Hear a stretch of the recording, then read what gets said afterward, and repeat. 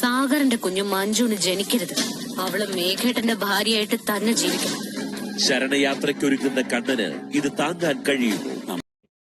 Hello Mahalakshmi പുത്തൻ promo വിശേഷങ്ങളിലേക്ക് എല്ലാ കൂട്ടുകാർക്കും സ്വാഗതം. അങ്ങനെ നമ്മുടെ കരുണയും നമ്മുടെ ദുർഗാമ്മയും കൂടെ വീണ്ടും പ്ലാനൊക്കെ ഒരുക്കുവാണ്. എന്തിന്? നമ്മുടെ സാഗറിന്റെ കുഞ്ഞിനെ മഞ്ജു പ്രസവിക്കരുത്, അതായത് മഞ്ജു വീണ്ടും തിരികെ മേഘനാഥന്റെ ഭാര്യയായിട്ട് വരണം എന്നാണ് ഇവരുടെയൊക്കെ ഒരു ആഗ്രഹം. അതിനുവേണ്ടി ആ കുഞ്ഞ് പോയേ തീരൂ എന്നാണല്ലോ. അപ്പൊ കുഞ്ഞിനെ തീർക്കാൻ വേണ്ടി വീണ്ടും നമ്മുടെ കരുണ എന്തൊക്കെയോ കാര്യങ്ങളൊക്കെ പ്ലാൻ ചെയ്യുവാണേ. കൂടെ നമ്മുടെ ദുർഗാമ്മയും ഉണ്ട്.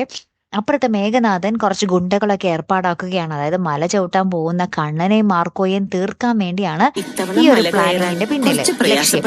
അപ്പൊ നമ്മുടെ മഹാലക്ഷ്മി പതിവ് പോലെ ക്ഷേത്രത്തിൽ പോകുമ്പോൾ അവിടെ വെച്ച് നമ്മുടെ ദേവി മുത്തശ്ശീനെ കാണുന്നുണ്ട്. അപ്പൊ മുത്തശ്ശി നമ്മുടെ മഹാലക്ഷ്മിയോട് പറയുന്നുണ്ട്, കണ്ണന് ഇപ്രാവശ്യത്തെ മല ചവിട്ടൽ ഭയങ്കര പ്രയാസമായിരിക്കും. കാരണം കണ്ണമ്മോന്റെ ആ ഒരു ജീവിതത്തിൽ കുറച്ച് ദിവസം കൂടി കഠിനമേറിയത് തന്നെയാണ്. അപ്പോൾ ഭയങ്കര പരീക്ഷണങ്ങളും കാര്യങ്ങളൊക്കെ ഉണ്ടാകും എന്നും നമ്മുടെ ദേവി ആ ഒരു മുൻകൂട്ടി പറഞ്ഞു കൊടുക്കുന്നുണ്ട് നമ്മുടെ മഹാലക്ഷ്മിക്ക്. അപ്പൊ മഹാലക്ഷ്മി ഒന്ന് പകച്ചൊക്കെ നിൽക്കുന്നുണ്ട്.